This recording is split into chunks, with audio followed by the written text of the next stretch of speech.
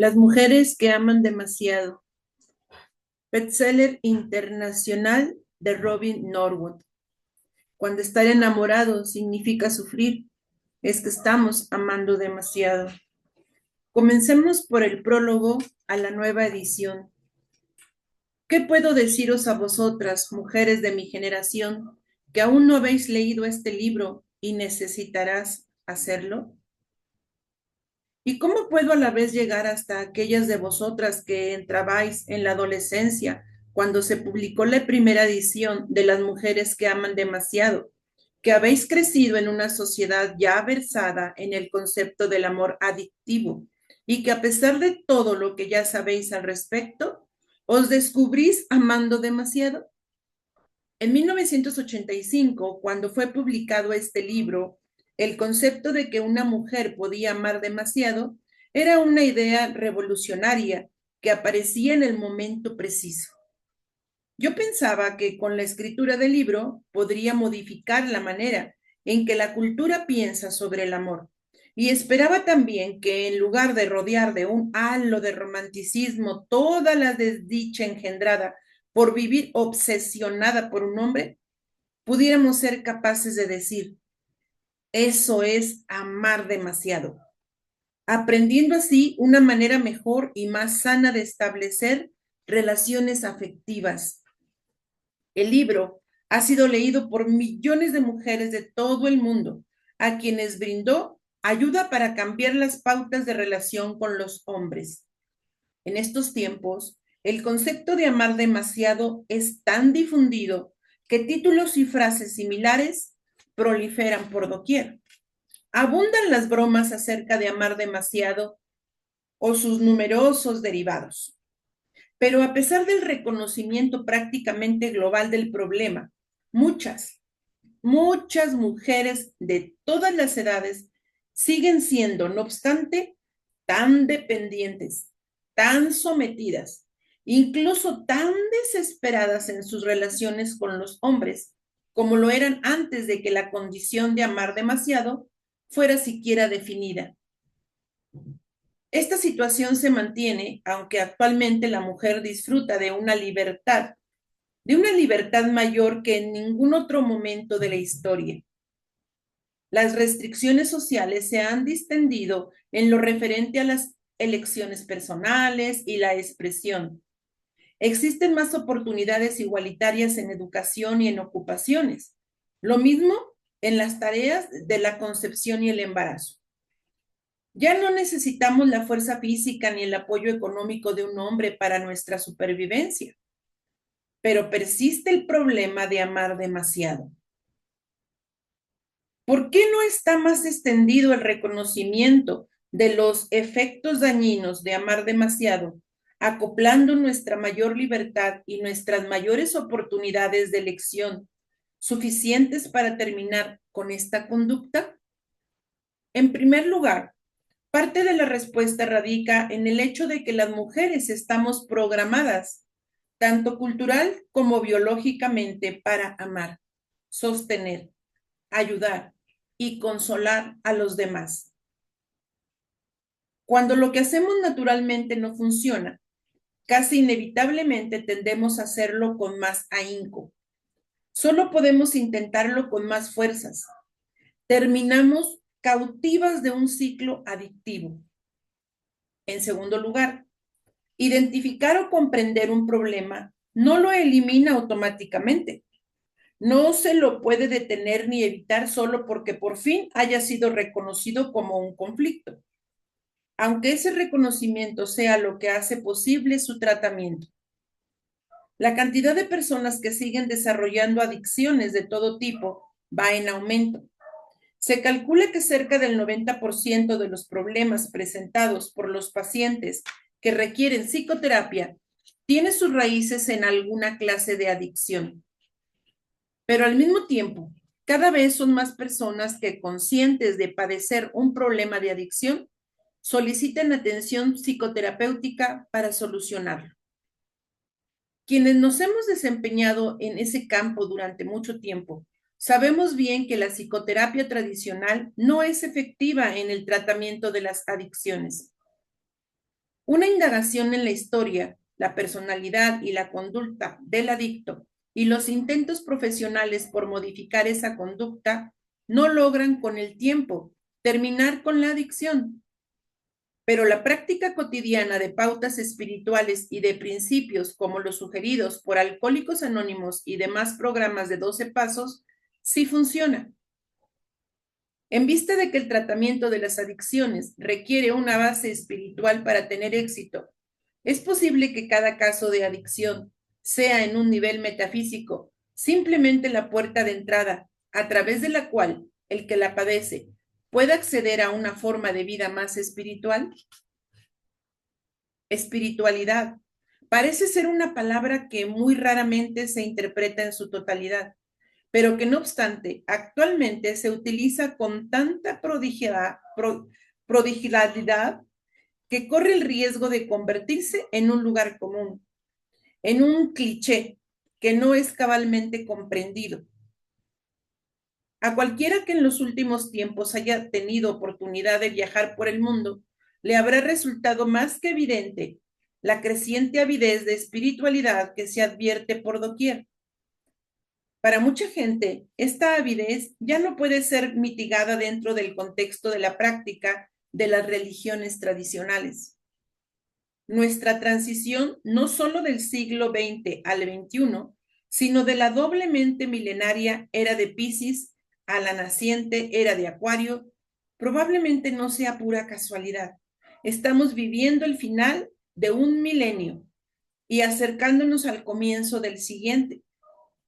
Esta transición consiste más en un misterioso movimiento energético que en uno lineal y temporal, y nos está afectando a todos de manera a veces difíciles de explicar. El tiempo parece fluir con mayor rapidez. Las presiones se incrementan, los conflictos globales y personales se intensifican. Las antiguas soluciones a las que estamos acostumbrados ya no parecen efectivas, ni siquiera adecuadas. No hay espacio donde se hagan tan evidentes estas presiones como en el de las relaciones personales. Dentro de él, todos, sin excepción, nos sentimos por lo menos un tanto confundidos, sino totalmente perdidos. A lo largo de nuestra vida, muchos de nosotros hemos podido ver cómo las pautas establecidas para las relaciones afectivas, el amor y el matrimonio se han modificado, han desaparecido o se han opacado hasta volverse invisibles. Todas las reglas han sido tergiversadas, sino quebradas. Y lo que alguna vez fue obligatorio ahora es optativo o incluso obsoleto. Las relaciones sexuales prematrimoniales son el ejemplo más obvio. Hasta no hace mucho tiempo consideradas una grave violación de los usos y costumbres, de la cultura, en la actualidad son universalmente aceptadas. Más aún, la convivencia anterior al matrimonio, que alguna vez resultó impensable para la sociedad, hoy se considera una investigación de compatibilidad muy práctica e incluso necesaria. Las consecuencias de este simple cambio están tambaleando e infinidad de cambios semejantes van a seguir sucediéndose. Por muy bienvenida que sea, esta nueva era de libertad tiene su precio. Precio que debe ser pagado con la moneda de la incertidumbre. Incluso aquellas personas demasiado jóvenes que no han sido educadas dentro de los rígidos parámetros anteriores,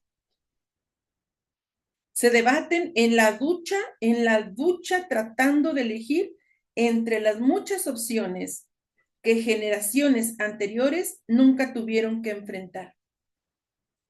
Hoy en día ya no existen mapas de ruta para alcanzar el éxito en la vida, sea cual sea nuestra edad, o estemos o no involucrados en una relación afectiva. Queremos y necesitamos conocer una gran cantidad de respuestas que nadie puede darnos. ¿Quiénes somos en realidad? ¿Por qué nuestra vida es lo que es? ¿Cómo resolver nuestros problemas, especialmente los que tenemos con los seres queridos? ¿Cómo arreglarnos con el trabajo, el cuidado de los niños, la tarea de la casa y el manejo del dinero, sin apoyarnos en las viejas funciones o reglas que nos están enseñando esas relaciones afectivas sobre nosotras mismas? ¿Cómo se relaciona nuestra vida individual con el esquema generacional y qué consiste realmente ese esquema? Aunque la psicología no parece estar preparada para darnos esas respuestas por profundas que esperamos, porque no reconoce que los seres humanos, con todos nuestros conflictos y limitaciones, poseemos, no obstante, un aspecto divino.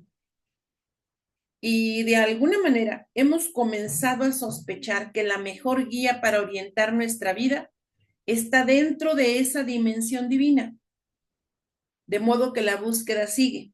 Estamos buscando algo que no podemos ver, tocar, medir ni probar, algo que no podemos comprar, pero que debemos construir, que no podemos pedirle prestado a nadie, sino que debemos elaborar dentro de nosotras mismas. No sabemos muy bien cómo atravesar un proceso tan misterioso y, por improbable que parezca, nos sentimos afortunadas cuando enfrentamos problemas cuya gravedad nos obliga a aprender. Para muchas de las que leen este libro, ese problema es justamente amar demasiado. El dolor que impregna nuestra vida, provocando por nuestras deficientes relaciones afectivas y las ineficaces maneras en que las manejamos, acapara toda nuestra atención.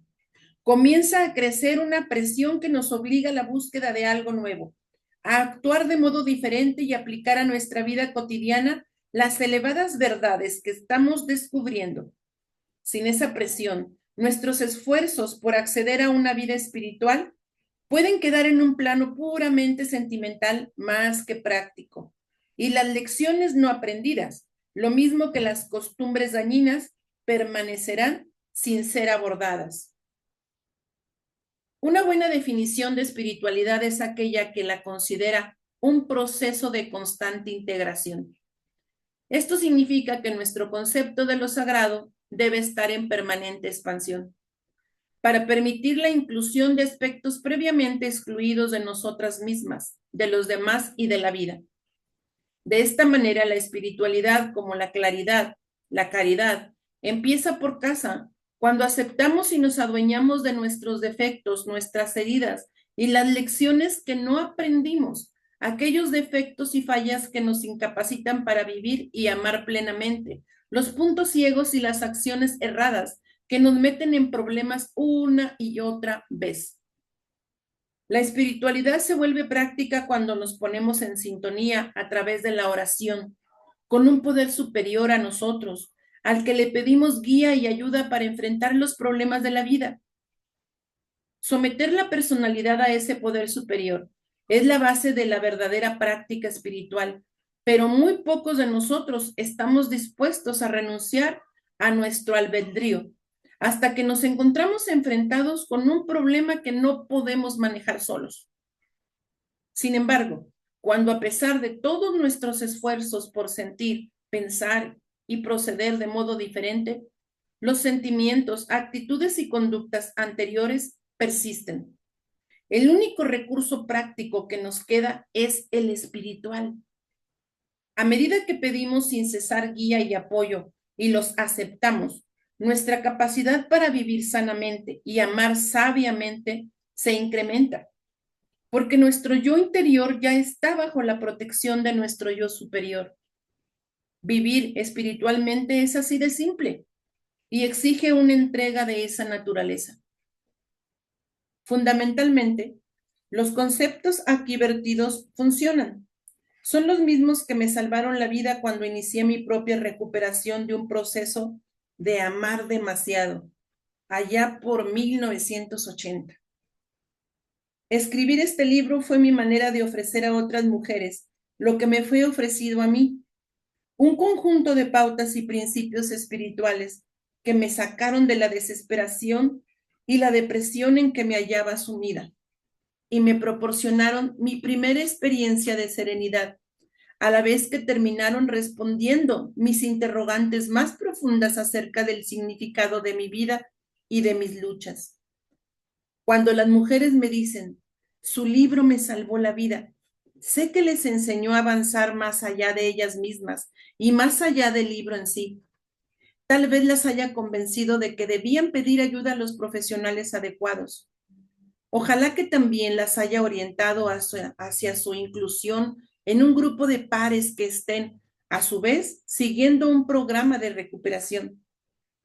Pero lo más importante es que habrán aprendido a acercarse a ese poder superior que puede hacer por nosotros todo aquello que nuestros pequeños egos, nuestras personalidades no pueden hacer: guiarnos, protegernos y curarnos. Les habrá otorgado una espiritualidad muy práctica y personal, que es precisamente y sobre todo lo que este libro puede hacer también por ti. Ojalá que le permitas lograrlo. Capítulo 1. Amar al hombre que no nos ama. Víctima del amor, veo un corazón destrozado. Tienes una historia que contar. Víctima del amor es un papel muy fácil y tú sabes representarlo muy bien. Creo que sabes a qué me refiero. Caminas por la cuerda floja del dolor y del deseo, buscando el amor. Víctima del amor. Era la primera sesión de Jill y se veía indecisa, vivaz y menuda, con sus rizos rubios como los de la huerfanita Annie. Estaba sentada muy tiesa, al borde de la silla, frente a mí. Todo en ella parecía redondo: la forma de su cara, su figura ligeramente rolliza y en particular sus ojos azules, que observaban los títulos y certificados colgados en las paredes de mi consultorio. Hizo algunas preguntas sobre mis estudios universitarios y mi título de psicóloga, y luego mencionó con visible orgullo que estudiaba Derecho.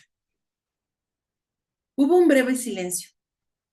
Miró sus manos entrelazadas. Creo que será mejor que empiece a hablar, porque estoy aquí, dijo con rapidez, aprovechando el impulso de sus palabras para ganar coraje. Estoy haciendo esto, me refiero a consultar a una terapeuta porque soy realmente desdichada. Es por los hombres, claro. Quiero decir, yo y los hombres, siempre hago algo que los aleja. Todo empieza bien, realmente me persiguen y todo eso. Y después, cuando llegan a conocerse, se puso visiblemente tensa contra el dolor que se avecinaba. Todo se arruina, todo se arruina. Me miró con los ojos brillantes por las lágrimas contenidas y prosiguió más lentamente. Quiero saber qué hago mal, qué tengo que cambiar en mí, porque lo haré. Haré todo lo que sea necesario. Realmente soy muy trabajadora. Comenzaba a acelerarse otra vez. No es que no esté dispuesta. Lo que ocurre es que no sé por qué siempre me pasa esto. Tengo miedo de involucrarme en otra relación. Quiero decir, cada vez que lo hago, no hay más que dolor. Comienzo a tener miedo a los hombres. Movió la cabeza. Sus rizos se balancearon y explicó con vehemencia. No quiero que eso suceda porque estoy muy sola. En la escuela de Derecho tengo muchas responsabilidades y además trabajo para mantenerme. Esas exigencias podrían tenerme ocupada todo el tiempo. De hecho, eso es prácticamente lo único que hice el último año: trabajar, ir a las clases, estudiar y dormir. Pero echaba de menos el hecho de tener un hombre en mi vida. Prosiguió con rapidez. Entonces conocí a Randy mientras visitaba a unos amigos en San Diego hace 2 meses. Es abogado y nos conocimos una noche en que mis amigos me llevaron a bailar. Bueno, Hicimos buenas migas de entrada. Había tanto de qué hablar, salvo que creo que fui yo quien más habló, pero a él parecía gustarle eso. Además, era fantástico estar con un hombre que se interesaba por cosas que para mí también eran importantes. Jill frunció el entrecejo. Parecía realmente atraído hacia mí. Por ejemplo, me preguntó si era casada. Soy divorciada desde hace 2 años. Sí, vivía sola. Este tipo de cosas.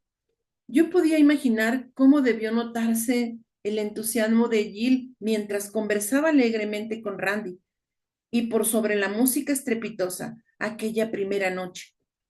Y el entusiasmo con que lo recibió una semana después, cuando él hizo un viaje por trabajo a Los Ángeles y lo extendió 160 kilómetros más para visitarla.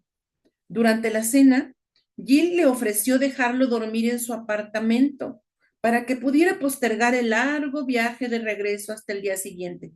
Randy aceptó la invitación y el romance se inició esa noche. Fue fantástico. Me dejó cocinar para él y realmente disfrutaba con que le atendiera. Le planché la camisa antes de que se vistiera por la mañana. Me encanta atender a los hombres. Nos llevábamos a las mil maravillas. Jill sonrió con una expresión de añoranza, pero al continuar con su historia, resultó evidente que casi de inmediato se había obsesionado por completo con Randy. Cuando él llegó de regreso a su apartamento en San Diego, el teléfono estaba sonando.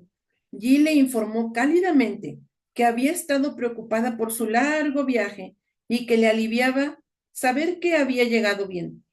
Cuando tuvo la impresión de que él parecía un poco perplejo por su llamada, se disculpó por haberlo molestado y colgó. Pero un intenso malestar comenzó a crecer en ella, atizada por la comprensión de que una vez más sus sentimientos eran mucho más profundos que los del hombre de su vida.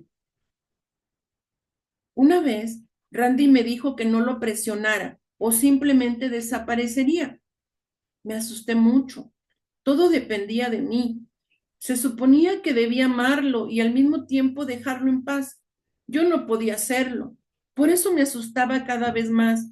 Cuanto más miedo sentía, más perseguía a Randy. Pronto, Jill comenzó a llamarlo casi todas las noches. Habían acordado turnarse para llamar, pero a menudo, cuando era el turno de Randy, se hacía tarde y Jill se inquietaba demasiado para soportar la espera. De cualquier manera, no podría dormir, de modo que lo llamaba. Esas conversaciones eran tan vagas como prolongadas. Me decía que había que había olvidado llamarme. Y yo le decía, ¿cómo puedes olvidarlo? Después de todo, yo nunca lo olvido. Yo nunca lo olvidaba. Entonces empezábamos a hablar de la razón por la que él lo olvidaba y parecía tener miedo de acercarse a mí. Y yo quería ayudarlo a superar eso. Siempre decía que no sabía qué quería en la vida y yo trataba de ayudarlo a aclarar cuáles eran las cosas importantes para él. Fue así como Jill adoptó el papel de psiquiatra con Randy, tratando de ayudarle a estar emocionalmente más próximo a ella. El hecho de que Randy ya la quisiera era algo que Jill no podía aceptar. Ella ya había decidido que Randy la necesitaba. En 2 oportunidades, Jill voló a San Diego para pasar el fin de semana con él. En la segunda visita, él pasó el domingo ignorándola, mirando la televisión y bebiendo cerveza. Fue uno de los peores días que ella podía recordar. ¿Bebía mucho? Le pregunté. Pareció sorprendida. Bueno, no, no mucho. En realidad no lo sé. Nunca lo pensé. Claro que estaba bebiendo la noche en que lo conocí, pero es natural. Después de todo, estábamos en un bar. A veces cuando hablábamos por teléfono, yo oía el tintineo del hielo en un vaso y bromeaba al respecto porque bebía solo y esas cosas. En realidad, nunca estuve con él sin que bebiera, pero simplemente supuse que le gustaba beber. Eso es normal, ¿no es cierto? Hizo una pausa pensativa. ¿Sabe? A veces por teléfono hablaba de una manera rara, especialmente para un abogado. Parecía vago e impreciso, olvidadizo, poco consciente, poco consistente. Pero nunca pensé que esto sucedía porque estaba bebiendo. Creo que yo misma no me permitía pensar en ello. Me miró con tristeza. Tal vez sí bebía demasiado, pero debía ser porque yo lo aburría. Creo que simplemente yo no le interesaba lo suficiente y él no deseaba estar conmigo. Prosiguió con ansiedad. Mi esposo nunca quería estar conmigo, eso era obvio. Se le llenaron los ojos de lágrimas al esforzarse por continuar. Mi padre tampoco. ¿Qué tengo? ¿Por qué todos sienten lo mismo por mí? ¿Qué es lo que hago mal? Desde el instante en que Jim tomó conciencia de un problema entre ella y alguien importante para ella, estuvo dispuesta no solo a tratar de resolverlo, sino también a asumir la responsabilidad por haberlo creado. Si Randy, su esposo y su padre no la habían amado, ella sentía que debía ser por algo que ella había hecho o dejado de hacer. Las actitudes, los sentimientos, la conducta y las experiencias de vida de Jill eran típicas de una mujer para quien estar enamorada significa sufrir. Ella exhibía muchas de las características que tienen en común las mujeres que aman demasiado. A pesar de los detalles específicos de sus historias y luchas, ya sea que hayan soportado una larga y difícil relación con un solo hombre o se hayan visto involucradas en una serie de relaciones infelices con muchos hombres, las mujeres que aman demasiado comparten un perfil común. Amar demasiado no significa amar a demasiados hombres, ni enamorarse con demasiada frecuencia, ni sentir un amor genuino demasiado profundo por otro ser. En verdad significa obsesionarse por un hombre y llamar a esa obsesión amor, permitiendo que ésta controle nuestras emociones y gran parte de nuestra conducta. Y si bien comprendemos que ejerce una influencia negativa sobre nuestra salud y nuestro bienestar, nos sentimos incapaces de librarnos de ella. Significa medir nuestro amor por la profundidad de nuestro tormento. Al leer este libro, es probable que usted se identifique con Jill o con otra de las mujeres cuyas historias encontrará aquí. Y quizás se pregunte si usted también es una mujer que ama demasiado. Tal vez, aunque sus problemas con los hombres sean similares a los de ella, le cuesta identificarse con los rótulos que se aplican a los antecedentes de algunas de estas mujeres. Todos tenemos fuertes reacciones emocionales ante palabras como alcoholismo, incesto, violencia y adicción. Y a veces no podemos mirar nuestra vida con realismo porque tememos que nos apliquen esos rótulos a nosotros o a los que amamos. Es triste, pero nuestra incapacidad para usar las palabras cuando sí son aplicables a menudo nos impide conseguir la ayuda adecuada. Por otro lado, esos temidos rótulos pueden no ser aplicables en su vida. Es probable que en su niñez haya tenido problemas de naturaleza más sutil. Tal vez su padre, al tiempo que proporcionaba un hogar económicamente seguro, sentía un profundo rechazo y desconfianza hacia las mujeres, y su incapacidad de amarla evitó que usted se amara a sí misma. O quizás la actitud de su madre hacia usted haya sido celosa y competitiva, en privado, aun cuando en público se enorgulleciera de usted, de modo que usted terminó por necesitar una buena ocasión para ganar su aprobación y al mismo tiempo temer la hostilidad que su éxito generaba en ella. En este libro no podemos cubrir la mirada de otras formas en que una familia puede ser disfuncional.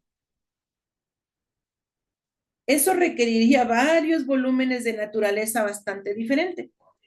Sin embargo, es importante entender que todas las familias disfuncionales tienen en común eso, la incapacidad de discutir problemas de raíz. Quizás haya otros problemas que sí se discuten, a menudo hasta el punto de saturación, pero con frecuencia estos encubren los secretos subyacentes que hacen que la familia sea disfuncional.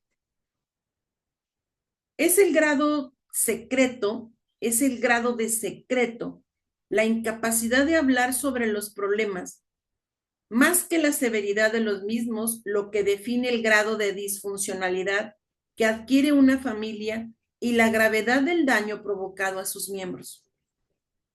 Una familia disfuncional es aquella en que los miembros juegan papeles rígidos y en la cual la comunicación está severamente restringida a las declaraciones que se adecúan a esos roles.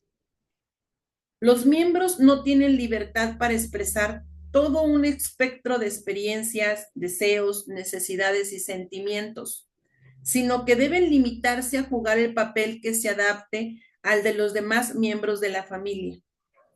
En todas las familias hay papeles, pero a medida que cambian las circunstancias, los miembros también deben cambiar y adaptarse para que la familia siga siendo saludable. De esa manera, la clase de atención materna que necesita una criatura de 1 año será sumamente inadecuada para un adolescente de 13 años, y el papel materno debe alternarse para acomodarse a la realidad. En las familias disfuncionales, los aspectos principales de la realidad se niegan y los papeles permanecen rígidos.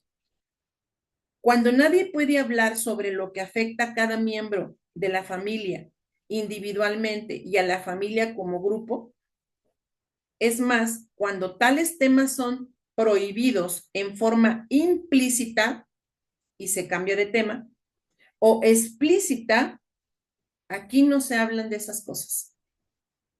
Aprendemos a no creer en nuestras propias percepciones o sentimientos. Como nuestra familia niega la realidad, nosotros también comenzamos a negarla. Y eso deteriora severamente el desarrollo de nuestras herramientas básicas para vivir la vida y para relacionarnos con la gente y las situaciones. A ese deterioro básico, lo que opera en las mujeres que aman demasiado, nos volvemos incapaces de discernir cuando alguien o algo no es bueno para nosotros. Las situaciones y la gente que otros evitarían naturalmente por peligrosas, perjudiciales, no nos repelen, porque no tenemos manera de evaluarlas en forma realista o autoprotectora. No confiamos en nuestros sentimientos, ni los usamos para guiarnos. En cambio, nos vemos arrastradas hacia los mismos peligros, intrigas, dramas y desafíos que otras personas con antecedentes más sanos y equilibrados naturalmente evitarían. Y por medio de esa atracción nos dañamos más, porque gran parte de aquello hacia lo cual nos vemos atraídas es una réplica de lo que vivimos mientras crecíamos. Volvemos a lastimarnos una y otra vez. Nadie se convierte en una mujer así, una mujer que ama demasiado por casualidad. Crecer como miembro femenino de esta sociedad y en una familia así puede generar algunos patrones previsibles. Las siguientes características son típicas de las mujeres que aman demasiado, mujeres como Jill y tal vez como usted. Número 1. Típicamente, usted proviene de un hogar disfuncional que no satisfizo sus necesidades emocionales. Número 2. Habiendo recibido poco afecto, usted trata de compensar indirectamente esa necesidad insatisfecha proporcionando afecto, en especial a hombres que parecen de alguna manera necesitados. Número 3. Debido a que usted nunca pudo convertir a su o a sus progenitores en los seres atentos y cariñosos que usted ansiaba, reacciona profundamente ante la clase de hombres emocionalmente inaccesibles a quienes puede volver a intentar cambiar por medio de su amor. Número 4. Como le aterra que la abandonen, hace cualquier cosa para evitar que una relación se disuelva. Número 5. Casi ninguna cosa es demasiado problemática, tarda demasiado tiempo o es demasiado costosa si ayuda al hombre con quien usted está involucrada. Número 6. Acostumbrada a la falta de amor en las relaciones personales, usted está dispuesta a esperar, conservar esperanzas y esforzarse más para complacer. Número 7. Está dispuesta a aceptar mucho más del 50% de la responsabilidad, la culpa y los reproches en cualquier relación. Número 8. Su amor propio es críticamente bajo. Y en el fondo usted no cree merecer la felicidad. En cambio, cree que debe ganarse el derecho a disfrutar de la vida. Número 9. Necesita con desesperación controlar a sus hombres y sus relaciones debido a la poca seguridad que experimentó en la niñez. Disimula sus esfuerzos por controlar a la gente y las situaciones bajo la apariencia de ser útil. Número 10. En una relación está mucho más en contacto con su sueño de cómo podría ser que con la realidad de su situación. Número 11. Es adicta a los hombres y al dolor emocional. Número 12. Es probable que usted esté predispuesta emocionalmente y a menudo bioquímicamente para volverse adicta a las drogas, al alcohol y o a ciertas comidas, en particular los dulces. Número 13. Al verse atraída hacia personas que tienen problemas por resolver o involucrada en situaciones que son caóticas, inciertas y emocionalmente dolorosas, usted evita concentrarse en su responsabilidad para consigo misma. Número 14. Es probable que usted tenga una tendencia a los episodios depresivos, los cuales trata de prevenir por medio de la excitación, que proporciona una relación inestable. Número 15. No la atraen los hombres que son amables, estables, confiables y que se interesan por usted. Esos hombres agradables le parecen aburridos.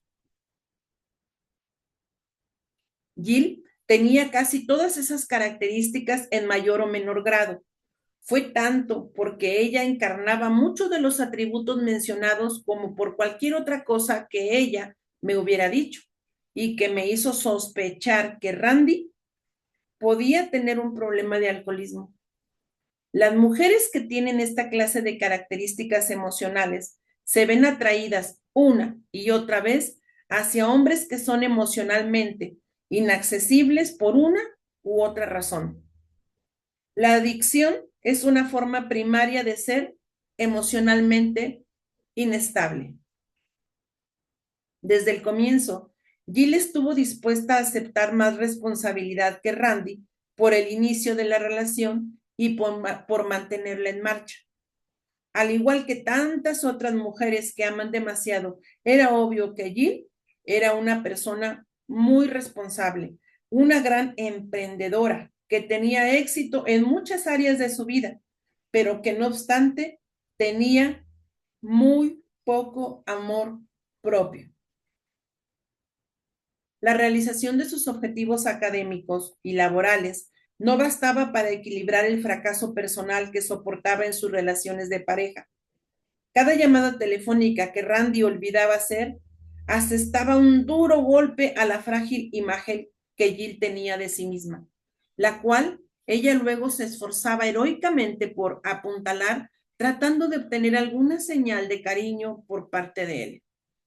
Su voluntad para aceptar toda la culpa por una relación frustrada era típica, al igual que su incapacidad de evaluar la situación con realismo y de cuidarse abandonando la relación al hacerse evidente la falta de reciprocidad. Las mujeres que aman demasiado tienen poca consideración por su integración personal en una relación amorosa. Dedican sus energías a cambiar la conducta o los sentimientos de la otra persona hacia ellas mediante manipulaciones desesperadas, tal como las costosas llamadas de larga distancia y los vuelos a San Diego de Jill. No olvidemos que, por supuesto, era sumamente limitado. Más que un intento de ayudarlo a descubrir quién era, sus sesiones terapéuticas de larga distancia con él eran un intento de convertirlo en el hombre que ella necesitaba que fuera. En realidad, Randy no quería ayuda para descubrir quién era. Si le hubiera interesado ese viaje de autodescubrimiento, él mismo habría hecho la mayor parte del trabajo en lugar de permanecer pasivamente sentado mientras Jill trataba de obligarlo a analizarse. Ella hacía esos esfuerzos porque su otra única alternativa era reconocerlo y aceptarlo tal como era. Un hombre a quien no le importaban sus sentimientos ni la relación. Volvamos a la sesión de Jill para comprender mejor que la había llevado aquel día a mi consultorio. Ahora hablaba de su padre. Era un hombre muy obstinado. Juré que algún día ganaría una discusión con él. Reflexionó un momento. Sin embargo, nunca lo logré. Tal vez sea por eso que me dediqué al derecho. Me encanta la idea de discutir un caso y ganar. Esbozó una amplia sonrisa al pensarlo y luego volvió a ponerse seria. ¿Sabe lo que hice una vez? Lo obligué a decirme que me quería y a darme un abrazo. Jill trataba de contarlo como una simple anécdota de sus años adolescentes, pero no le salió así. Se percibía la sombra de una niña herida. Jamás lo habría hecho si no lo hubiera obligado, pero me quería, solo que no podía demostrármelo. Nunca pudo volver a decirlo. Por eso me alegro de haberlo obligado. Si no, nunca lo habría oído decírmelo. Hacía años y años que esperaba eso. Yo tenía 18 cuando le dije, vas a decirme que me quieres, y no me moví hasta que me lo dijo. Después le pedí un abrazo y en realidad tuve que abrazarle yo primero. Él apenas me abrazó y me palmeó el hombro un poco, pero bastó, realmente necesitaba eso yo de él. Las lágrimas habían vuelto y esta vez rodaron por sus redondas mejillas. ¿Por qué le costaba tanto hacerlo? Parece una cosa tan básica poder decir a una hija que uno lo quiere. Volvió a contemplar sus manos entrelazadas. Lo intenté tanto, tal vez por eso discutía y peleaba tanto con él. Yo pensaba que si alguna vez ganaba, él tendría que enorgullecerse de mí. Tendría que admitir que todo lo hacía bien. Yo quería su aprobación, que supongo que significaba su amor, más que nada en el mundo. Al hablar más con Jill, se volvió evidente que su familia adjudicaba el rechazo por parte de su padre al hecho de que él había querido un hijo varón y en cambio había tenido una hija mujer. Esa explicación fácil de la frialdad de su padre hacia ella era mucho más sencilla para todos, inclusive para Jill, que aceptar la verdad sobre él.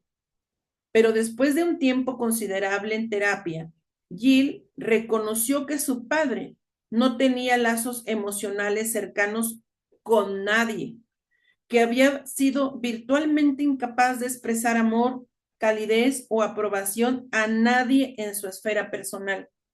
Siempre había habido razones para su contención emocional, tales como discusiones y diferencias de opinión o hechos irreversibles, como el que Jill fuera mujer. Cada miembro de la familia prefería aceptar esas razones como válidas en lugar de examinar la calidad siempre distante de sus relaciones con él. En realidad, a Jill le costaba más aceptar la incapacidad básica de amar de su padre que continuar culpándose a sí misma.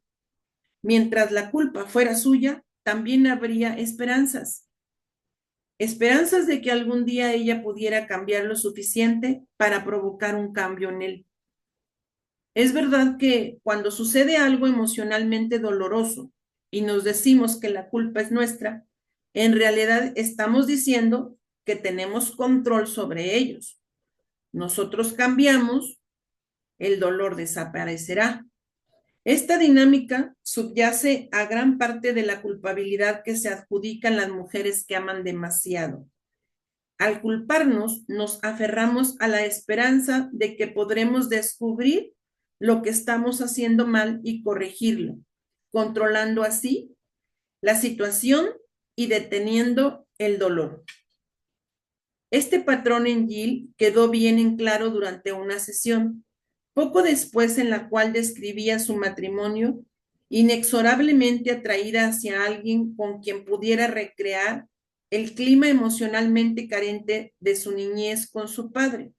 Su matrimonio fue una oportunidad de que volviera a intentar ganar un amor reprimido. Mientras Jill relataba cómo conoció a su esposo, recordé una máxima que había oído de labios de un colega. La gente hambrienta hace malas compras. Desesperadamente hambrienta de amor y aprobación y familiarizada con el rechazo, aunque nunca lo identificara como tal, Jill estaba destinada a encontrar a Paul.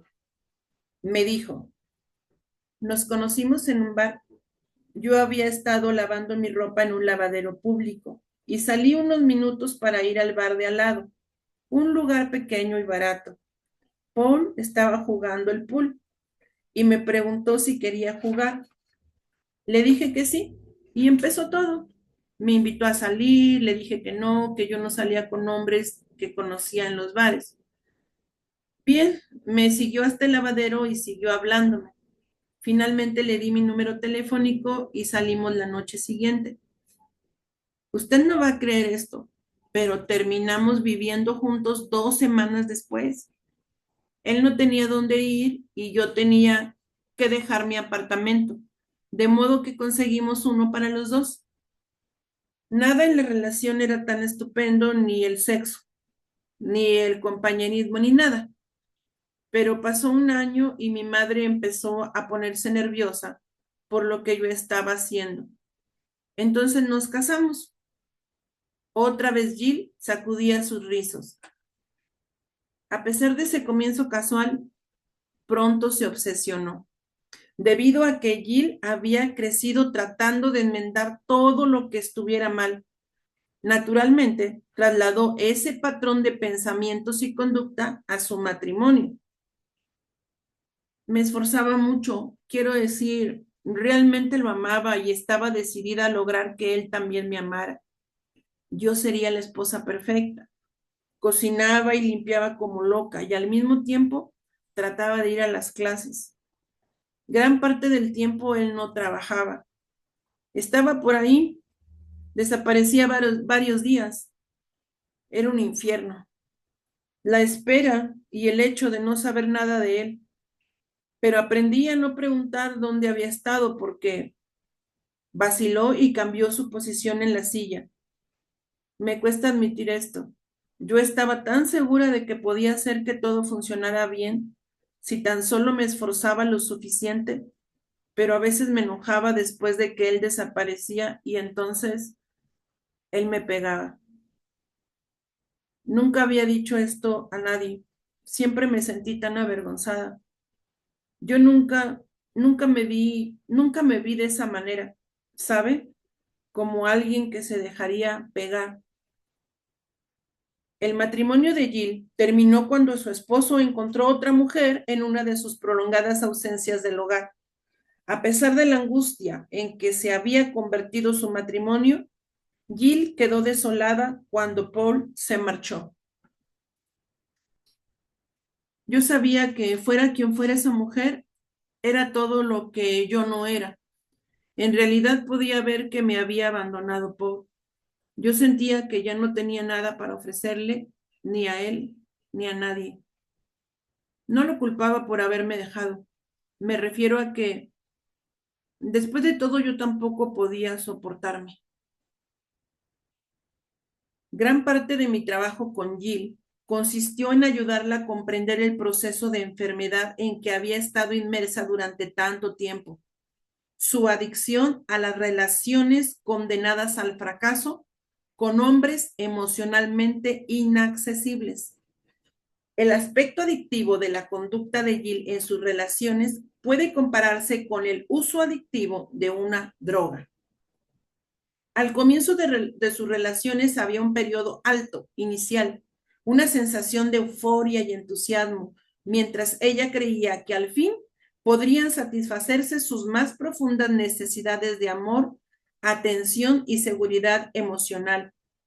Al creer eso, Jill se volvía cada vez más dependiente del hombre y de la relación para sentirse bien.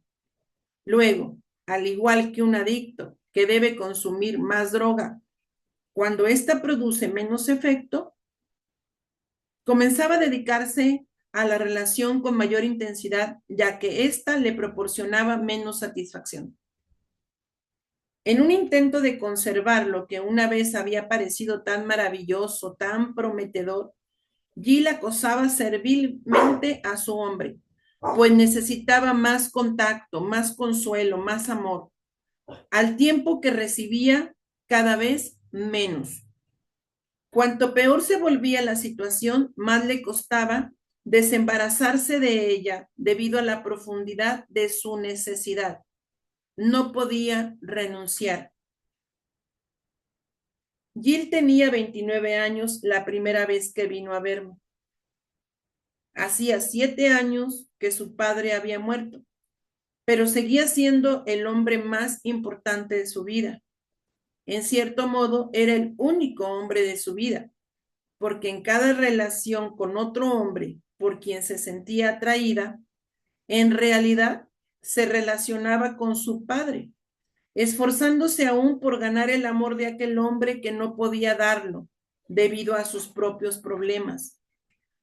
Cuando las experiencias de nuestra niñez son particularmente dolorosas, a menudo nos vemos obligados inconscientemente a recrear situaciones similares durante toda la vida, en un impulso de obtener el control sobre ellas. Por ejemplo, si nosotros, al igual que Jill, hemos amado y necesitado a un progenitor que no nos correspondía a menudo, nos comprometemos con una persona similar o con una serie de ellas en la edad adulta, en un intento de ganar la vieja lucha por ser amados. Jill personificaba esta dinámica al sentirse atraída por un hombre inadecuado tras otro. Hay un viejo chiste acerca de un miope que ha perdido sus llaves a altas horas de la noche y las está buscando a la luz de un farol callejero. Otra persona llega y se ofrece a ayudarlo a buscarlas, pero le pregunta, ¿estás seguro de que las perdió aquí? El hombre responde, no, pero aquí hay luz. Jill, al igual que el hombre del chiste, buscaba lo que faltaba en su vida, no donde tenía esperanzas de encontrarlo, sino donde le resultaba más fácil buscarlo, ya que era una mujer que amaba demasiado. En este libro analizaremos qué es amar demasiado y por qué lo hacemos y por qué y cómo podemos transformar nuestra forma de amar en una forma más sana de relacionarnos. Volvamos a examinar las características de las mujeres que aman demasiado una vez, una por una. Número 1. Típicamente, usted proviene de un hogar disfuncional que no satisfizo sus necesidades emocionales. Tal vez la mejor manera de enfocar la comprensión de esta característica sea comenzar por la segunda mitad, que no satisfizo sus necesidades emocionales. Por necesidades emocionales no entendemos solamente las necesidades de amor y atención. Si bien ese aspecto es importante, más crítico aún es el hecho de que sus percepciones y sentimientos hayan sido en su mayor parte ignorados o negados en lugar de ser aceptados y valorados. Un ejemplo, los padres están peleando. La hija tiene miedo. La hija pregunta a la madre, ¿por qué estás enojada con papá? La madre responde, no estoy enojada, pero se ve furiosa y perturbada. Ahora, la hija se siente confundida, más temerosa y dice, yo te oí gritar. La madre responde enfadada, te dije que no estoy enojada, pero lo estaré si insistes con esto. Ahora la hija siente miedo, confusión, enojo y culpa. Su madre ha implicado que sus percepciones son incorrectas, pero si eso es verdad, ¿de dónde provienen esos sentimientos de miedo? Ahora, la niña debe elegir entre saber que tiene razón y que su madre le ha mentido deliberadamente, o pensar que se equivoca en lo que oye y en lo que ve y siente. A menudo se conforma con la confusión y deja de expresar sus percepciones para no tener que experimentar la aflicción de que las invaliden. Eso deteriora la capacidad de una niña de confiar en sí misma y en sus percepciones, tanto en la niñez como en la edad adulta, especialmente en las relaciones cercanas. La necesidad de afecto también puede ser negada o satisfecha en forma insuficiente. Cuando sus padres están peleando o atrapados en otro tipo de luchas, es probable que quede poco tiempo y atención para los hijos. Eso hace que la niña sienta hambre de amor y al mismo tiempo no sepa cómo confiarlo o aceptarlo y se sienta inmerecida de él. Ahora bien, en cuanto a la primera parte de la característica, provenir de un hogar disfuncional, los hogares disfuncionales son aquellos en que se dan uno o más rasgos siguientes. Número 1. Abuso de alcohol y otras drogas, prescritas o ilegales. Siguiente. Conducta compulsiva como, por ejemplo, una forma compulsiva de comer, de trabajar, de limpiar, de jugar, gastar, hacer dieta, hacer gimnasia, etc. Estas prácticas son conductas adictivas, además de procesos de enfermedad progresivos. Entre muchos de sus efectos, alteran y evitan el contacto sincero y la intimidad en una familia. Siguiente, maltrato del cónyuge y o los hijos. Siguiente, conducta sexual inapropiada por parte de uno de los progenitores para con un hijo o hija, desde seducción hasta incesto. Siguiente, discusiones y tensión constantes. Siguiente, lapsos prolongados en que los padres se rehúsan a hablarse.